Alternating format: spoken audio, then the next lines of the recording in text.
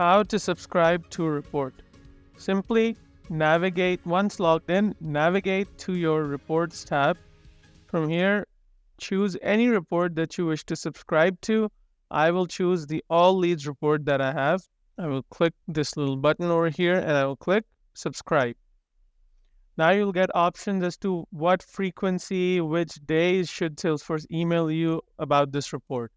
So I can say weekly, and I want Salesforce to email me every Monday at whatever time of my choosing. I will say at 9 a.m. every Monday. I want Salesforce to email me, and I can add other recipients as well, that it should email other colleagues or other peers of mine, or I can add other email addresses of my own. Or I can also tell Salesforce to send an attachment along with that email.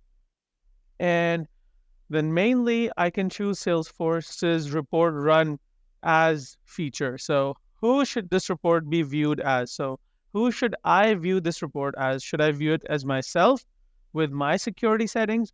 Or do I wish to view it as someone else with their security settings? Because there might be some data which I'm allowed to see and some data that they're allowed to see. So who do I want to view the report as? Generally, it's recommended to just run it as me. So I'm going to keep it that way. At the end, you can add conditions as to, you can tell Salesforce that, hey, only run this report and send me an email if this report meets a certain criteria. And how does that look like? Simply check this box to add condition.